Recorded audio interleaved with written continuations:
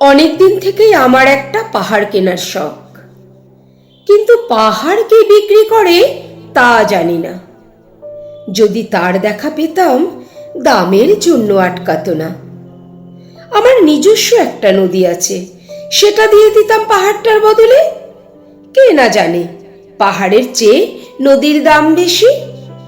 পাহাড় স্থাণু, নদী বহমান। তবু আমি নদীর বদলে পাহাড়টাই কিনতাম, কারণ আমি ঠকতে চাই।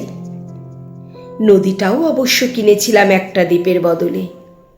ছেলেবেলায় আমার বেশ ছোট্ট খাট্ট ছিমছাম একটা নদী ছিল, সেখানে অসংখ্য প্রজাপতি। শৈশবে দ্বীপটি ছিল আমার বড় প্রিয়। আমার যৌবনে দ্বীপটি আমার কাছে মাপে ছোট লাগলো। প্রবাহমান ছিপছিপে তন্বী নদীটি বেশ পছন্দ হলো আমার। বন্ধুরা বলল, ওইটুকুনি একটা দ্বীপের বিনিময়ে এত বড় একটা নদী পেয়েছিস, খুব জিতেছিস তো। তখন জয়ের আনন্দে আমি বিহ্বল হতাম। তখন সত্যি আমি ভালোবাসতাম নদীটিকে। নদী আমার অনেক প্রশ্নের জবাব দিত।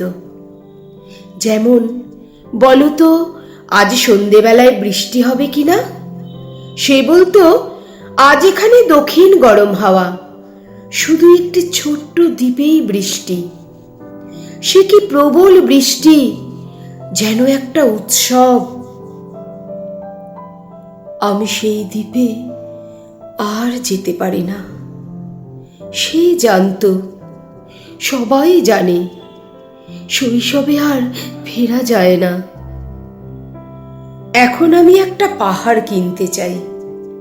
সেই পাহাড়ের পায়ের কাছে থাকবে গহন অরণ্য। আমি সেই অরণ্য পার হয়ে যাব। তারপর শুধু রুক্ষ কঠিন পাহাড়, একেবারে চূড়ায় মাথার খুব কাছে আকাশ, নিচে বিপুলা পৃথিবী, চরাচরের তীব্র নির্জনতা। আমার কণ্ঠস্বর সেখানে কেউ শুনতে পাবে না। আমি ঈশ্বর মানি না, তিনি আমার মাথার কাছে ঝুঁকে দাঁড়াবেন না। আমি শুধু 10 দিককে উদ্দেশ্য করে বলবো, প্রত্যেক মানুষই অহংকারী। এখানে আমি একা, এখানে আমার কোনো অহংকার নেই।